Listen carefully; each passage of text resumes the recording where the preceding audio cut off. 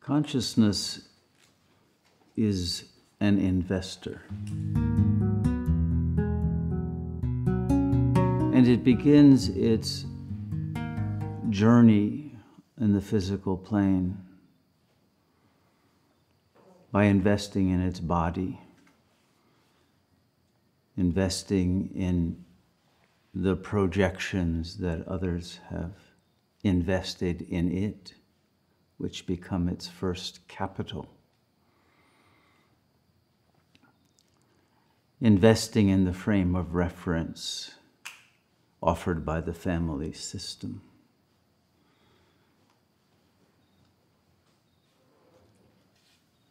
Investing in its complaints. Investing in its sexual fantasies and capacities for self-stimulation and becoming an object of desire for the other, or finding objects willing to be seduced, and using that as fuel, energy to be enabled to make further investments. But if that doesn't work out, then one tends to invest in anger,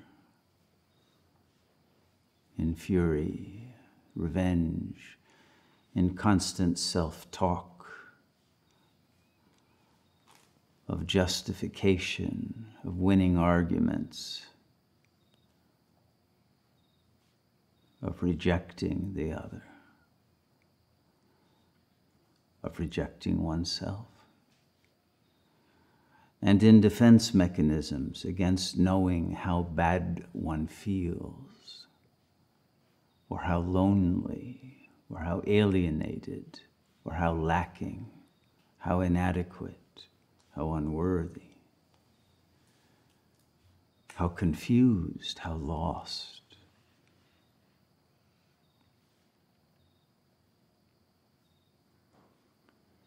And so the balance of payments turns out not to be very good in terms of the return on one's investments. And one finds oneself ever more bankrupt as one grows older.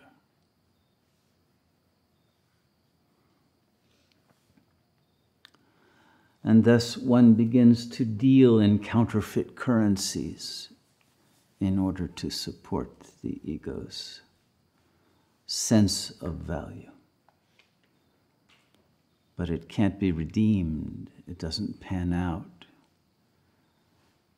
They're just narcissistic fantasies with no hold upon reality, no traction, no exchange value. Just fetishes of one's own enjoyment, but that are not real commodities, because there is no market for them.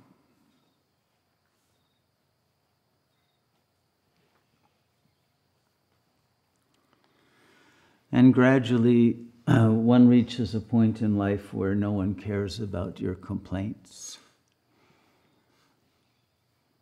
And your anger doesn't scare too many people. And your sexual come-ons don't have too many results. And the self-stimulation even gets boring. And the bankruptcy becomes all too obvious of the ego's inability to cope with the pressures of life and its lack of anything to offer to keep itself afloat within its own psychic equilibrium.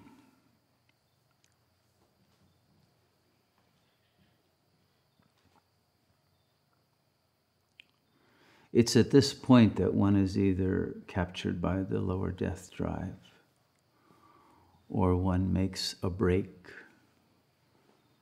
from the prison of one's own investments and begins to detach from the ego identity that one realizes is the cause of one's suffering. and that it is possible to disidentify from the very frame of reference in which all of those investments have taken place and have led to loss after loss after loss.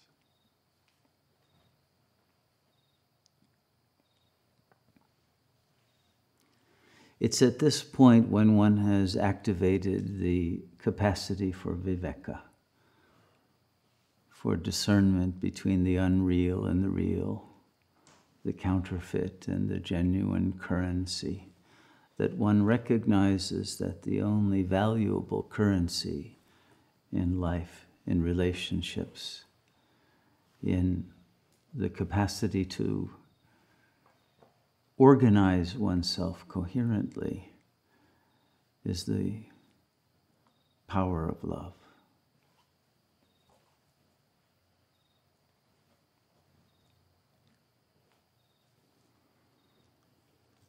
And if one can take the risk of investing in love, which requires the letting go of all of one's other investments and becoming vulnerable to the loss of the love of others, to the failure to be loved, and to choose the currency of love itself, not what love can get you, as the value that you hold on to.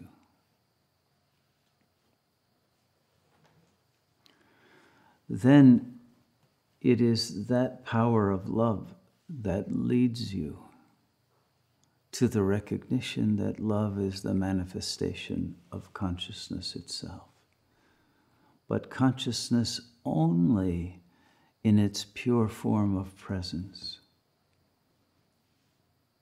when it is not obscured by desire, by fear, by narcissistic self-talk and other mundane engagements of the mind. That love is linked to the purity of presence when there is no personality, no veiling of love by ulterior motives. When love has been purified of all the ways that it has been contaminated by being used as a way of controlling, possessing, seducing, intimidating, feeling superior, and trying to manipulate reality.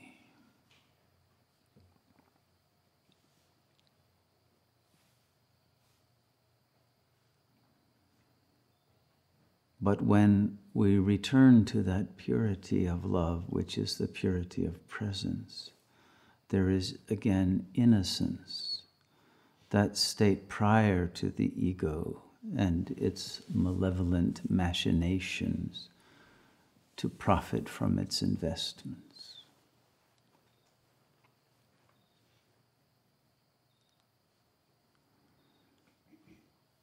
And there becomes activated a capacity to attend to one's presence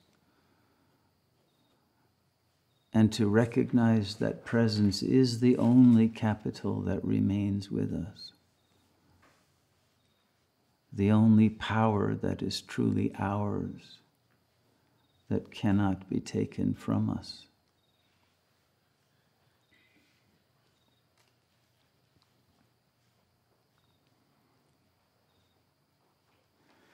And when it comes to the understanding that there must be a choice made between presence and the world in which one has lost one's presence through investing in images and ambitions and intellectual concepts and career attainments and development of talents and abilities and projects and all of the ways in which our attention and our presence is scattered and lost in the multitasking that we are taught to engage in order to be free from the burden of presence. Because we are taught that presence brings anxiety, because it brings the realization that you don't know who you are, and that the whole ego system is a sham, and that none of the diplomas on the wall or the notches on the bed or any of the other things one has gained in one's experience in life are valueless and do not yield a true identity. And that only that investment in presence, which requires an exvestment from the world, a detachment, a dispassion from all that you used presence to try to buy yourself or steal yourself from the other, was a waste of that precious commodity that presence is, and that you have never really understood or considered what the nature of presence actually is or can grant you. How magical, how miraculous presence is when you remain true to it, when you remain faithful to presence. It is then that you recognize that all the religious mythologies were all about only that. All the terms for God or Buddha nature or the Tao, or emptiness or fullness or transcendence or immanence, all of them are just terms for presence. Mythological covers for that which is too obvious to need to even have any stories or narratives made about it, which have ended up with our preferring the narrative to the presence itself. And so all of history is a series of stories about the capacity for presence that is never actually explored by most people throughout their entire lives. They never become present to their presence.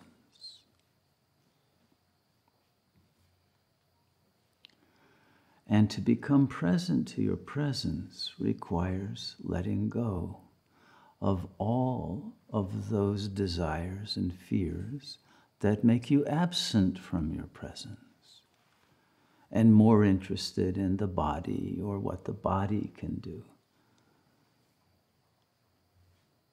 without any understanding of what presence itself can accomplish.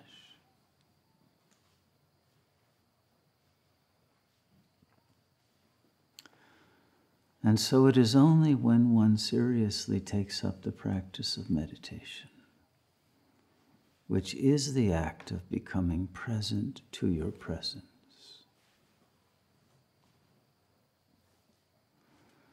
that a variety of phenomena that we could locate both in the register of experience and of imperience, and then later of samirians, begin to emerge.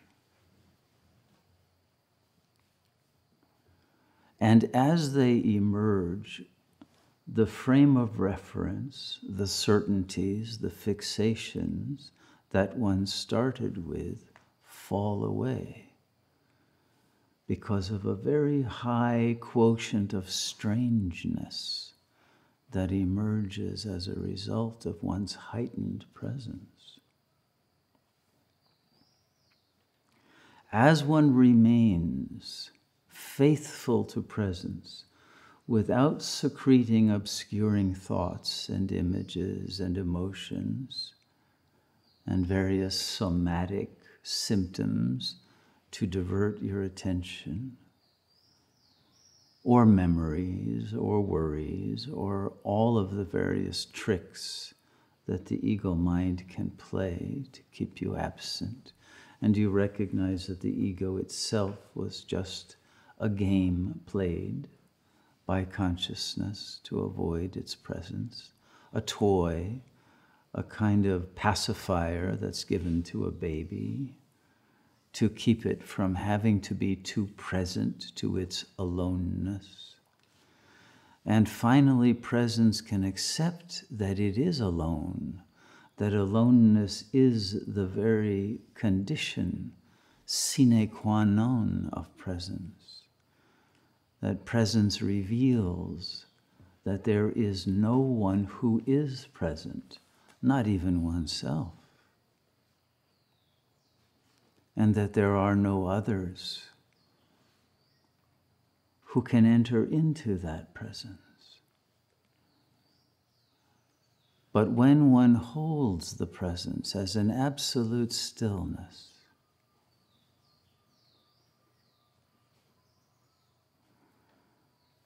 then the presence reveals itself as an energy form, a light, a power.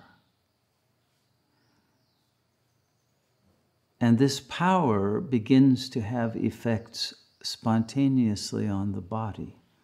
It begins to activate the pineal gland, for one thing. It begins to have the effect of squeezing out the nectar of immortality from that gland, that then spreads its effects throughout the brain and the central nervous system and activates conditions of conscious sense of embodiment as a luminous being, no longer a bodily being, and a being of interdimensional indeterminacy.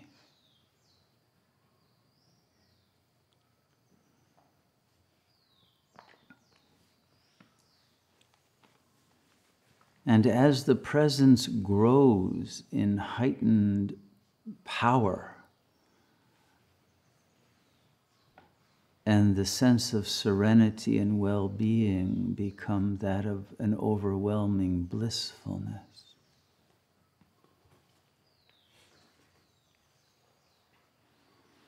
the world no longer becomes the place in which one occupies, but presence itself is the place in which the world appears, as a not very important set of images.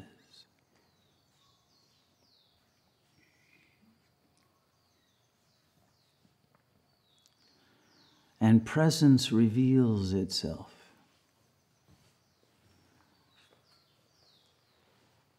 as that which supersedes the illusions of time and space.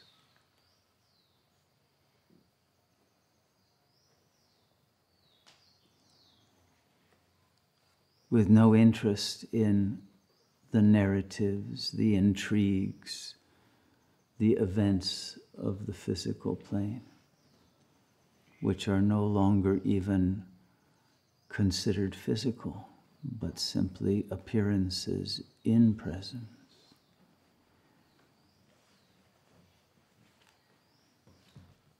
And presence, in its losing interest in the phenomenal images of a world from which it now begins to graduate, to leave behind as an object of interest, opens the portal to luminous dimensions that have always been here but never noticed, never recognized.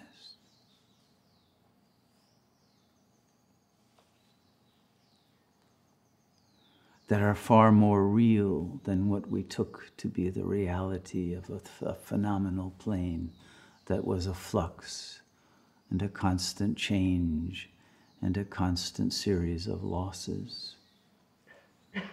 And we enter a dimension that is a constant gain, a constant augmentation of infinite energies and realizations.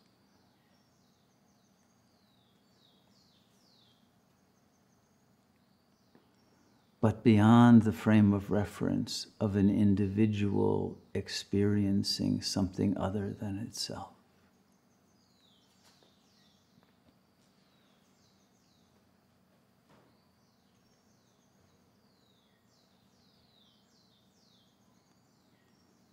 And it is this liberation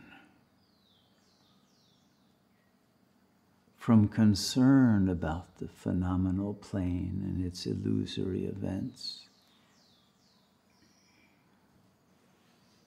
that heightens the power of presence to focus ever more on its own innermost center. And in the same way that consciousness, when it was absent from itself, recognized the world as a kind of Mandelbrot set in which one could focus on the fractals of consciousness that appear at any level in terms of images that can be either cosmic or bodily or microscopic or molecular or atomic or subatomic, etc., etc. One finds that there is a similar scale of intensities and dimensionalities in the within as there are in the without.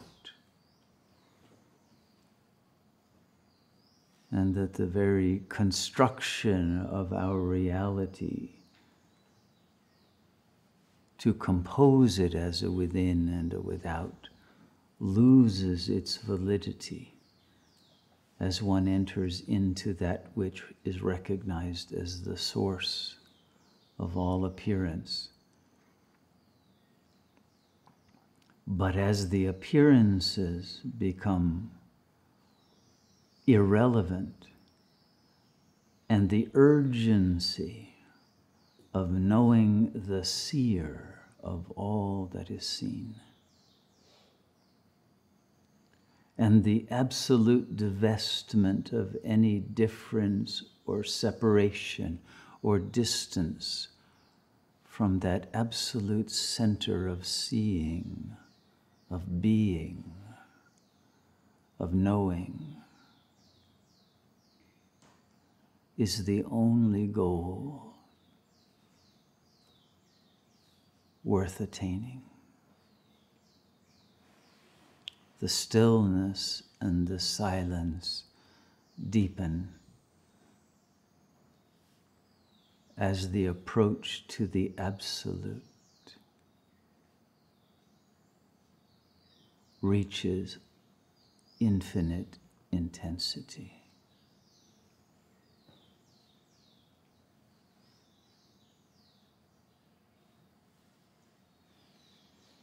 And only in that glory of the fulfillment of the unification and the consummation of the search of consciousness for its own source that is indescribable in language.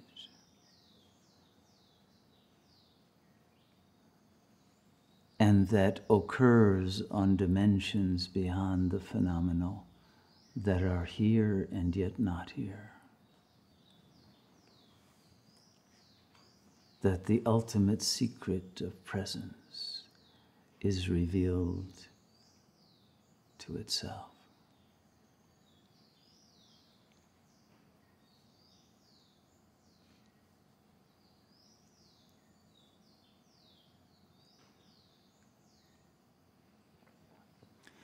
It is this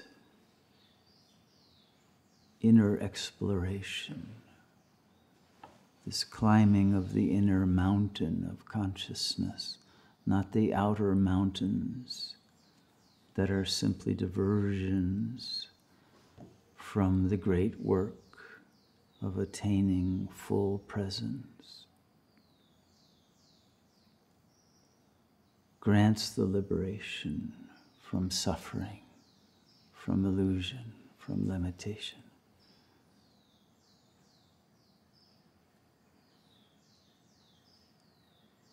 And from any sense of being a creature, lost, shipwrecked, karmically fallen into any world. But once more, redeemed and redeeming as that creative power which underlies, which grounds, which grants reality to all that appears, and which can never be lost.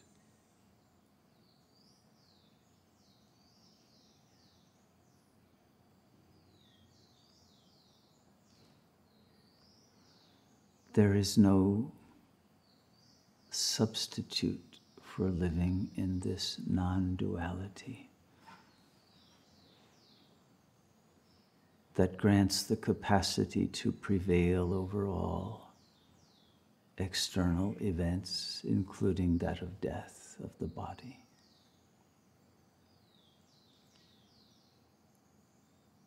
That is the only attainment that brings real peace and all of the other gifts of the Supreme Real that you are.